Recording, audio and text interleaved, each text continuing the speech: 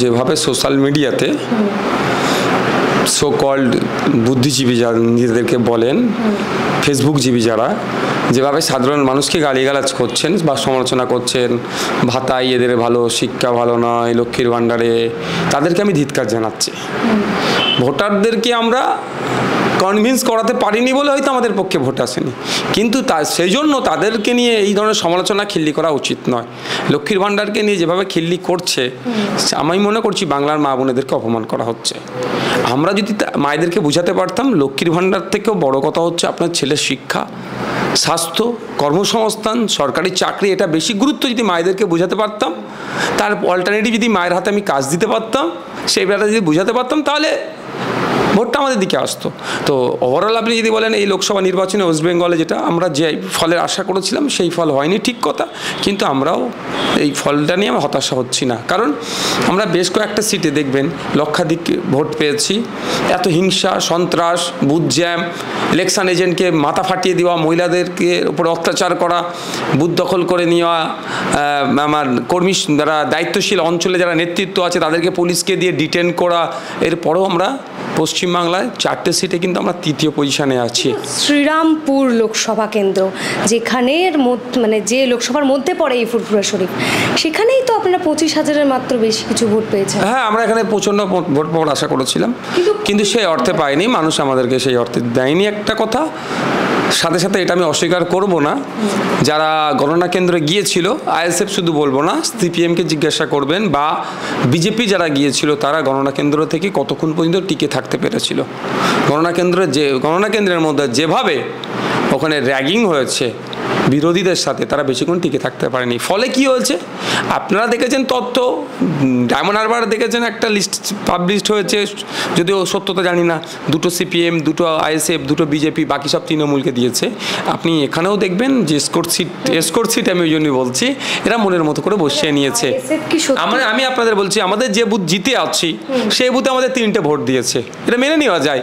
যে বুথে আমাদের অ্যাক্টিভ 15টা ভোটার আছে সেখানে আমাদের 0 ভোট দিয়েছে, এটা মানা যায় কীভাবে? যে বুথে আমাদের 52টা ভোট আমাদের এমনি কমিটেড ভোট, তাদের মেম্বার হয়ে আছে, সেই বুথে আমাদেরকে 3টে ভোট দিয়েছে। এর মধ্যে তো খেলা চলেছে।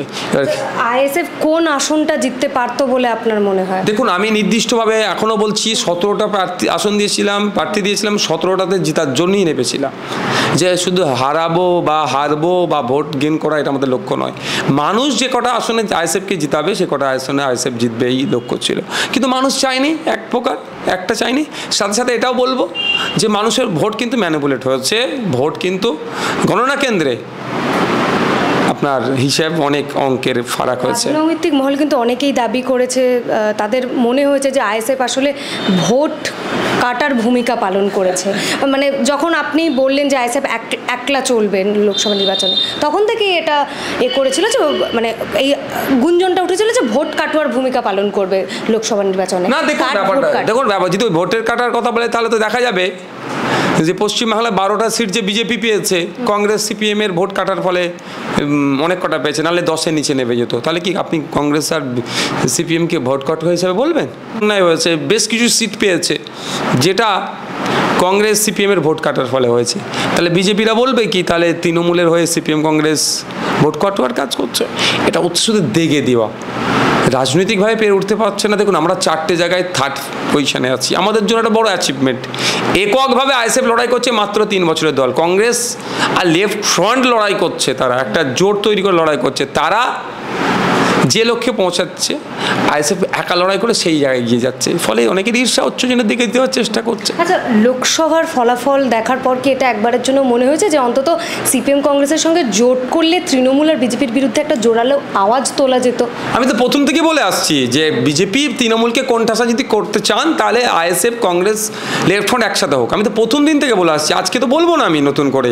এটা আমি সেই জন্যই তো জোটের জন্য এগিয়ে গিয়েছিলাম। তাহলে লোকসভা নির্বাচনে জোট করলো না তো, আমরা করিনি, নয় বামফ্রন্ট এবং কংগ্রেস করেনি। কংগ্রেস তো প্রথমেই বেরিয়ে গিয়েছিল আইএসএফ থেকে, যে আইএসএফ অচ্ছু, তোকে নেওয়া যাবে না।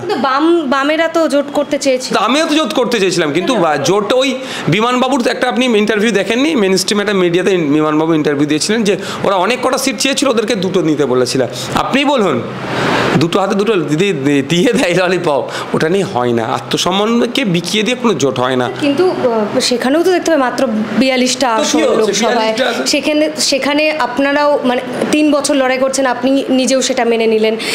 মাত্র একটা বিধানসভা নির্বাচন এবং পঞ্চায়েত নির্বাচনে আপনারা পার্টিসিপেট করেছেন, তো এখনই কি 17টা আসনের যোগ্য ছিলেন না? আপনারা? আমরা বলেছিলাম 22টাতে লড়াই করব। যোগ্যর থেকেও আমি বলবো যে 17টা আসনে লড়াই করার মতো সেই যে ক্যাপাবিলিটিটা, সেটা কি ছিল? যোগ্য অযোগ্যটা তো আপনি ডিসাইড করতে পারেন না। যোগ্য অযোগ্যটা আমি বলছি না, ওই জন্য বলছি সেই ক্যাপাবিলিটিটা অবশ্যই ক্যাপাবিলিটি ছিল বলে তো 22টাতে লড়াই করবো বলেছিলাম। জোটের স্বার্থে 14টাতে এসেছি, কিন্তু সেখানে নাপতে নাপতে আমরা 7টাতে নেমেছিলাম। আপনি যদি বলেন যে আপনাদের 7টাতে লড়াই করার ক্যাপাবিলিটি নাই, তাহলে সেটা আপনার হয়তো হতে পারে, কিন্তু রেজাল্ট আজকে দেখুন 7টাতে ছিল কি 14টাতে লড়াই করতে পারবে সেটা আছে। তো ব্যাপারটা হচ্ছে আমরা 7 পর্যন্ত নেমেছিলাম। আর বিমানবাবুর কথাই আমি বলছি না, বিমানবাবু কি বলেছে, 2টো বলেছিলাম, সেই জন্য ওরা 2টোতে হয়নি, ওরা বেরিয়ে গিয়েছে। তো বলুন আপনি, তাহলে বিমানবাবুদেরও কি জোট করার ইচ্ছে ছিল? তাদের ইচ্ছে নাই, কেন নয় আমি নতুন করার বলছি না। তাহলে 26-এর নির্বাচন তো সামনেই, সেটা নিয়ে তাহলে এখন আইএসএফ এর কি ভাবনা এই লোকসভা নির্বাচনে ভরাডুবির পর? আমাদের ভরাডুবি হয়নি, আরও রেজাল্ট ভালো হওয়া উচিত ছিল, হয়নি। তো আমরা যেমন লড়াই আছি লড়াই থাকবো, বিজেপির ফ্যাসিস্ট শক্তির বিরুদ্ধে লড়াই করে এমন করছি, আর তৃণমূলের দুর্নীতি চুরি লুণ্ঠনের বিরুদ্ধে লড়াই আমরা আছি, আমরা লড়াইয়ে থাকবো। এই লড়াইয়ের পথে আমরা আবারও বলছি, যদি কেউ সাথ দেয় অবিজেপি অতৃণমূল শক্তি হাত বাড়ায়, তাদেরকে নিয়ে লড়াই করব, তবে আত্মমর্যাদা বিকিয়ে নয়, কারো কাছে নিজেকে বন্দুক দিয়ে নয়। লড়াইয়ের ময়দানে যদি কেউ হাত বাড়ায়, সে হাতটা যদি যথাযথ মান সম্মান মর্যাদা রেখে হয়, তাহলে আমরা হাত ধরে লড়াই করবো, অন্যথায় একাই লড়াই করব। মানে তাহলে 26-এর নির্বাচনের ক্ষেত্রে বাম কংগ্রেসের সঙ্গে জোটের জন্য কোনো রকম চেষ্টা করবেন? দেখুন, আমি আবার রিপিট করছি, আমি অবিজেপি অতৃণমূল শক্তি ঐক্যবদ্ধ হয়ে লড়াই করুক। আমি 2024-এর থেকে আগে 2021 থেকে আমি চেয়ে এসেছি, ওই জন্যই আমি সংযুক্ত মোর্চার মধ্যে ছিলাম, আর আজকেও নিজেকে সংযুক্ত মোর্চার বিধায়ক বলতে বেশি স্বাচ্ছন্দ্য বোধ করি। দ্বিতীয় যেটা হচ্ছে, আমরা 2026-এও চাইবো অবিজেপি অতৃণমূল শক্তিগুলো এক হোক, শুধু বাম কংগ্রেস নয়, আরও যে সমস্ত ছোট ছোট শক্তি আছে সেইগুলোকে ঐক্যবদ্ধ করে 294টা সিটে বিজেপি তৃণমূলের বিরুদ্ধে ঐক্যবদ্ধ লড়াই আমি চাইবো। কিন্তু কেউ যদি মনে করে আমিত্ব দেখাবো, আমি সর্বা, আমি সিট ডিস্ট্রিবিউট করব, একে দুটো ওকে একটা, 2 হাতে 2টো দিয়ে ধরিয়ে দিয়ে বাকিটা এনে নেবো, তাহলে সেই জোটা আমি থাকবো না, বা আইএসএফ থাকবে না। তা ওর পরিবর্তে আইএসএফ অল্টারনেটিভ ভাববে, থার্ড ফ্রন্টে নিয়েও ভাববে। তাহলে 26-এর নির্বাচনের ক্ষেত্রে কটা আসন আপনারা এক্সপেক্ট করেন, যে কটা আসনে লড়াই? দেখুন, এক্ষুনি আমি বলবো না, তবে জেতার ক্ষেত্রে বলছি না, কটা আসনে লড়াইটা আমাদের আলোচনার বিশেষিত হবে, ওটা তো আমি এরকম বলতে পারি না। যেমন 22টা আলোচনার উঠে এসেছিল 22টাতে, তো এখন আমি বলবো না যে 122-এ লড়াই করব, কি শুধু 22-এ লড়াই করবো, না 294 লড়াই করবো, এক্ষুনি বলবো না। তবে একটা কথা বলি, আমরা লড়াইয়ে আছি, লড়াইয়ে থাকবো। এটা তো দেশের নির্বাচন ছিল, তাহলে দেশের নিরিখে আমরা যদি দেখি এই ফলাফলটা দেখে, মানে কি প্রতিক্রিয়া? বিজেপি তো একক সংখ্যাগরিষ্ঠতা পেল না। খুব ভালো রেজাল্ট হয়েছে, আমি মনে করি যে রেজাল্টটা হচ্ছে যেই ক্ষমতায় আসুক না কেন, চাই এনডিএ হোক আর আইএনডিআই যদি সুইচ করে তার দিকে চলে আসে, অপোজিশন কিন্তু স্ট্রং হচ্ছে, আর অপোজিশন স্ট্রং হলেই গণতন্ত্র সুরক্ষিত থাকবে। এই যে কথায় কথায় এত আপনার কি বলে সংসদদেরকে বহিষ্কার করে দেওয়া, হ্যান করে দেওয়া, ত্যান করা, যা ইচ্ছা তাই হচ্ছিল, মানে অপোজিশন উইক ছিল বলে। আজকে অপোজিশন স্ট্রং হচ্ছে। আজকে আইএনডিআই যদিও সরকার তৃতীয়বারের জন্য করে, এনডিএ যদি করে, কিন্তু আইএনডিআই জোট কিন্তু একটা স্ট্রং অপোজিশন আছে, সুতরাং চাপিয়ে দিতে আর পারবে না। যে ধরনের কৃষকদের বিরুদ্ধে বিল পাস করিয়েছিল, যে ধরনের ড্রাইভারদের বিরুদ্ধে বিল পাস করিয়েছে, ধর্মীয় ভাবাবেগে আঘাত দিচ্ছে বিল পাস করিয়ে, বিভাজনের চেষ্টা করছে, সেটা আর করতে পারবে না। আমি চাই এই ধরনের বিরোধীরা স্ট্রং থাকুক, বিরোধী স্ট্রং থাকলেই ডেমোক্রেসি প্রোটেক্ট থাকবে। প্রধানমন্ত্রী হিসেবে কাকে দেখতে চান? কোথাকার? এই দেশের প্রধানমন্ত্রী হিসাবে? প্রধানমন্ত্রী তো দেশেরই হবে। দেশের প্রধানমন্ত্রীর কথা যেটা বলছেন, মানে আমি কোথাকার মিনস আইএনডিআই বলছি না এনডিএ? হ্যাঁ, মানে দেশের প্রধানমন্ত্রী হিসেবে কাকে দেখতে? দেখুন, আমি চাই কোনো দিনের জন্যই এনডিএকে চাইবো না। এনডিএ বর্তমান যে ইস্যুগুলো নিয়ে চলছে, সেটাতে আমি গণতন্ত্র, ধর্মনিরপেক্ষ, সমাজতন্ত্রের পরিপন্থী অনেক তারা এ নিয়ে চলছে, ইস্যু নিয়ে চলছে, সুতরাং তারা আমি চাই না।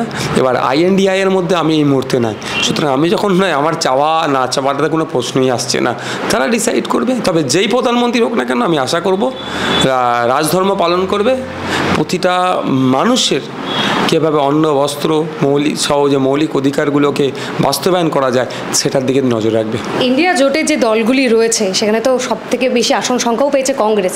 সেখানে কি মনে হচ্ছে রাহুল গান্ধীর যে পাপ্পু ইমেজটা ছিল সেটা ভেঙে তিনি জননেতা হিসেবে নিজেকে তুলে ধরতে পেরেছেন, এটা অনেকেই রাজনৈতিক মহলে মনে করছে। তো সেখানে কি মনে হয় আপনার যে রাহুল গান্ধীর প্রধানমন্ত্রী হওয়ার দিকে একটা এগিয়ে যাচ্ছেন? আজ থেকে 10 বছর আগে যদি রাহুল গান্ধী, হ্যাঁ আজ থেকে 10 বছর আগে যদি লাস্ট 2-3 বছর যে পারফরমেন্স করছেন এটিতে আজ থেকে 10 বছর আগে করতো, মোদিজিকে আমাদের প্রধানমন্ত্রী হিসেবে আমরা দেখতে পেতাম না, কংগ্রেস বা রাহুলজি হয়ে যেত। যথেষ্ট পরিশ্রম করেছে, যে উনি দেখিয়ে দিয়েছেন সত্যি লড়াই করার মন মানসিকতা, যে গণতান্ত্রিক প্রক্রিয়াতে কীভাবে মানুষকে আপন করে নেওয়া যায়। শুধু ধর্মের জিগির তুলে জাতের বর্ণে লাগিয়ে দিয়ে ক্ষমতার মসনদে যাওয়া যায় না। গণতান্ত্রিক প্রক্রিয়াতে মানুষের ইস্যুগুলোকে তুলে ধরলেও কিছু করে, যেটা রাহুল গান্ধীজি এই অস্বীকার কেউ করতে পারবে না, এটা দেখিয়ে দিয়েছে। ডায়মন্ড হারবার থেকে আপনি লড়বেন বলেছিলেন, সেটা হয়নি। অভিষেক বন্দ্যোপাধ্যায় চ্যালেঞ্জ করেছিলেন যে 4 লক্ষর বেশি ভোটে জিতবেন, দেখা গেল একবারে 7 লক্ষর বেশি ভোটে জিতলেন। কি মনে হয় গণতন্ত্র রক্ষা হয়েছে ওখানে? দেখুন, 7 লক্ষ ওপরে জিতেছে বলে বলবো না যে গণতন্ত্র হরণ হয়েছে বা গণতন্ত্র হত্যা ছিল, নয়। 14 লক্ষ ভোটেও জিতেছে অসম থেকে, 10 লক্ষ ভোটে জিতেছে বিজেপির কোনো একটা প্রার্থী। ব্যাপারটা কিন্তু ডায়মন্ড হারবার পার্টিকুলার আমি যদি বলি, ভোটের নামে প্রহসন চলেছে ওখানে। বুথের এজেন্ট বিরোধীদের কি করেছে, আমাদেরও প্রার্থী ছিল, কাউন্টিং এজেন্ট কি করেছে, যারা অঞ্চলে হয়তো ভোট করাবে তাদের নামে মিথ্যা কেস দিয়ে এলাকা ছাড়া করেছে, নাহলে অ্যারেস্ট করে নেবে, এই করে পুরো একটা হচপচ করে দিয়ে নিজেরাই মনের মতো স্কোর শিটে বসিয়ে দিয়েছে। টিএমসি এত, 700 কত, বিজেপি 2টো, আইএসএফ 2টো, কংগ্রেস 2টো, এই সিপিএম 2টো। ভাগ্য ভালো, না যেটা স্কোর শিট দেখছি, আর বাস্তবেও যেটা হচ্ছে আমাদের লোকেরাও বলছে যে আমাদের ভোট দিতে দেয়নি। তো আমি যেটাই ভাবছি যে 2টোর বদলে 0 দিয়ে দেয়নি, ওটাই বড় জিনিস। নাহলে তাও তো 2টো দিয়েছে, মানে এইভাবে হলে। আমি বলেছিলাম যখন 4 লাখের ব্যাপার ছিল, আমি বলেছিলাম 4 লাখ কেন, উনি 8 লাখ ভোটে জিতবেন যদি ওই ক্ষমতাকে কাজে লাগায়। আর যদি গণতান্ত্রিক প্রক্রিয়াতে ভোট হয় তাহলে মাইনাসে রান করবেন। আজকে ডায়মন্ড হারবারের মানুষকে জিজ্ঞাসা করুন তো, 7 লক্ষর ব্যবধানে জিতেছে, আপনি কি ভোটটা দিতে পেরেছেন? আমি আপনাকে জোর গলায় বলতে পারি 70% থেকে 80% মানুষ দেখবেন বলবে না এই বিষয়ে মন্তব্য করবো না, আর নাহলে মিথ্যা অসত্য কথা বলবে। কারণ এই যে ফেসটা দেখে নিলে তারপর আবার অ্যাটাক হবে। নওশাদ সিদ্দিকী কি বুঝতে পেরেছিলেন কোথাও গিয়ে যে ডায়মন্ড হারবারে গণতান্ত্রিক প্রক্রিয়ায় ভোটটা হবে না, তাই কি পিছিয়ে গিয়েছিলেন? ভয় পেয়েছিলেন কি নওশাদ সিদ্দিকী? নওশাদ সিদ্দিকীর পিছিয়ে যাওয়ার ব্যাপার নয়, আমি তো লড়াই করার জন্য এসেছি। আমি তখন বারবার একটা কথা বলে এসেছিলাম, দল অনুমোদন দিলে আমি লড়াই নামবো এবং প্রাক্তন করে দেবো। দল আমাকে অনুমোদন দেয়নি, দল বেশ কিছু কারণ দেখেছে, সেটা দলের টোটালটাই ব্যাপার হচ্ছে। আমি একটা পোস্ট, বাকি সব ল্যাম্প পোস্ট তো নয়।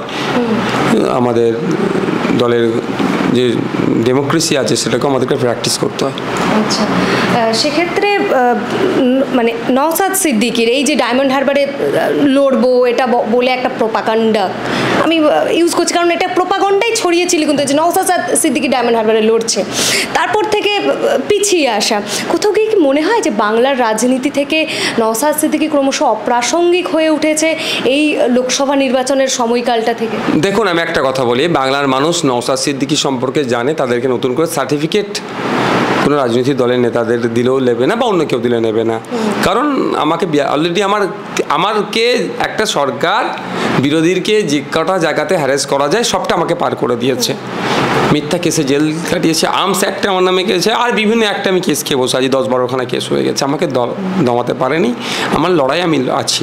এবার আপনি যদি বলেন ডায়মন্ড হারবারে দাঁড়াতে, হ্যাঁ ডায়মন্ড হারবারে তখন দাঁড়াবার ইচ্ছা প্রকাশ করেছিলাম, অনেক মানুষ আমার প্রতি আরও বেশি ভরসা করেছিল।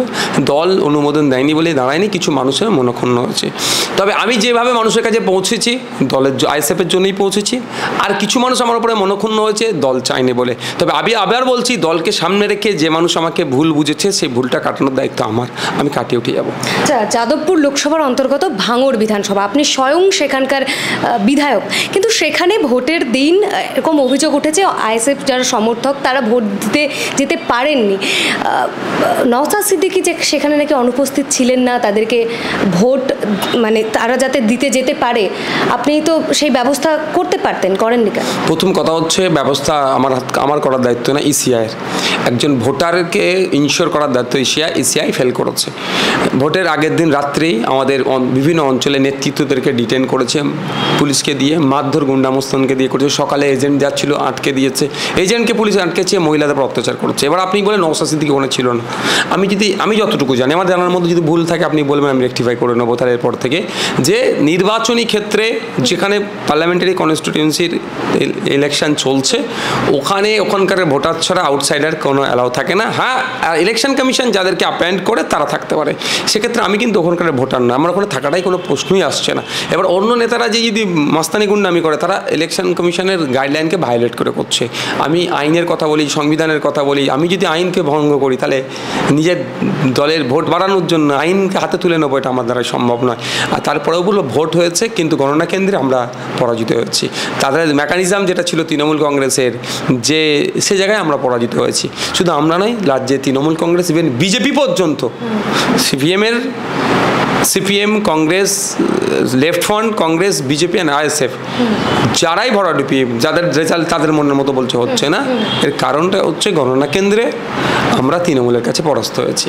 ওই বলে না, মাঠে না ফলাতে পারলেও আপনার এতে উঠোনে ফলিয়ে নেবে, সেটা করেছে। গণতন্ত্রে গণনা কেন্দ্রে কারচুপি হয়েছে, এটা আপনার আশঙ্কা? একদম 100% হয়েছে। কারণ ওখানকার যারা গণনা কেন্দ্রে গিয়েছিল তারা বলছে, তারা শুনছি, কিন্তু ব্যাপারটা হচ্ছে আগামী দিনে আমরা ইসিআইকে আমাদের পার্টির পক্ষ থেকে সাজেস্ট করব যে ম্যাম, জাস্ট আমি একটা কথা বলি, যেমন আপনারা জানেন পুলিং স্টেশনে কিন্তু কোনো স্টেট ফোর্স থাকে না, সব বাইরে থাকে। আগামী দিনে আমি হলো কাউন্টিং সেন্টারও টোটাল স্টেট ফোর্স না থেকে যদি সেন্ট্রাল ফোর্স যাই, এত কারচুপি হবে না। মমতা ব্যানার্জি কিন্তু নাম না করে বলেছেন যে একটা মুসলিম দল এখানে রয়েছে বাংলায় যারা বিজেপিকে সাহায্য করছে। মুসলিম দলকে জিজ্ঞাসা করুন, আমি তো মুসলমানদের দল নয়, আমি তো হিন্দুদের দল নয়, আমি তো দলিত দল না। আমি এটা মুসলিমদের দল যদি হতাম তাহলে আমার গায়ে লাগবে। যেদিনকে নাম ধরে বলবে আমি সেদিনকে উত্তর দেবো। কোনোভাবে এই যে বিজেপিকে সাহায্য করে, এর আগেও তো অভিযোগ তুলেছিল আপনার বিরুদ্ধে, ফিরহাদ হাকিম একদম ছবি নিয়ে হোয়াটসঅ্যাপের ডিটেলস দেখিয়েছিলেন। হয়েছে মামলা করেছিল, কি হয়েছে? কিছু করতে পেরেছে? আইনের চরখে কোর্ট থেকে বুক ফুলিয়ে গিয়েছিল, মুখ ফুলিয়ে এসেছে আইনের চরখে, কিচ্ছু করতে পারেনি। বারবার এই যে আপনার সঙ্গে বিজেপির যোগ রয়েছে, এই বিতর্কটা কেন? তো বিজেপি নয়, বামপন্থী বন্ধুরা এখন আমার সাথে তৃণমূলের যোগ দেখছে। তো ব্যাপারটা হচ্ছে আমার সাথে পেরে উঠতে পারছে না। নাকি লোকসভা নির্বাচনে মানে ডায়মন্ড হারবার সিটটা অভিষেককে ছেড়ে দেওয়ার জন্য টাকা নিয়েছে? আমি বলছি কে কত টাকা নিয়েছে সেটা তো প্রকাশ্যে কেউ বলতে পারছে না। আমি তো অন স্টেজ অফার করেছি, আমি তৃণমূল বিজেপির কাছ থেকে, আমি আপনাদের বুমের মাধ্যমে, ক্যামেরার মাধ্যমে যারা আপনাদের অডিয়েন্স আছে তাদের কাছেও আমি অফার করছি। তো বিজেপি তৃণমূলের কাছ থেকে আমি প্রকাশ্যে টাকা নেব, তো ব্যবস্থা করতে বলুন। যে আমাকে টাকার ব্যবস্থা করে দেবে, আমি গোপনে টাকা নেবো না, প্রকাশ্যে নেব। 90% টাকা যে ব্যবস্থা করবে তাকে গিফট হিসাবে দেবো, 10% আমি পার্টি চালানোর জন্য রাখবো। ব্যবস্থা করুন। অ্যাকচুয়ালি আমার সাথে পেরে উঠতে পারছে না, আইএসএফের সাথে দৌড়ে উঠতে পারছে না, ওই জন্য আইএসএফকে দেখে দেওয়ার চেষ্টা করছে, নওশাদ সিদ্দিকীকে দেখে দেওয়ার চেষ্টা করছে। একদিকে যেমন আমি হিন্দু ভাইদের দেবত্ব সম্পত্তি উদ্ধারের কথা জন্য চিৎকার করছি, অপোজিটে ঠিক একইভাবে রিফিউজি ল্যান্ড এবং ওয়াকআপ প্রপার্টি উদ্ধারের কথা বলছি। এতেই তৃণমূল কংগ্রেস ভয় পাচ্ছে, এতেই বামপন্থী অনেকেরা ভয় পেয়ে যাচ্ছে যে তাদের রাজনীতির দোকান বন্ধ হয়ে যাবে, সেই জন্য আমাকে দেখে দিতে চাইছে। আইএসএফ কি সত্যিই সেকুলার একটা দল হিসেবে নিজেকে মানে স্থাপন করতে পারছে, মানে তুলে ধরতে পারছে বাংলার মানুষের কাছে? তখন আমি একটা কথা বলি, আমি তো বলবো আমি খুব ভদ্র ছেলে, ভালো ছেলে, মিষ্টি ছেলে, কিন্তু এটা আমি তো আমার নিজেকে সার্টিফিকেট দিলে হয় না। পাবলিককে জিজ্ঞাসা করুন, আমাদের প্রোগ্রাম দেখতে বলুন, যারা দেখে আমাদের প্রোগ্রাম নিয়মিত, যে এমন একটা শব্দের কথা বলুক যে শব্দতে ইন্ডিয়ান সেকুলার ফ্রন্ট নামে এই যে সেকুলার শব্দটা আমরা ইউজ করেছি তার সাথে অন্যায় করেছি, একটা শব্দ বলুন।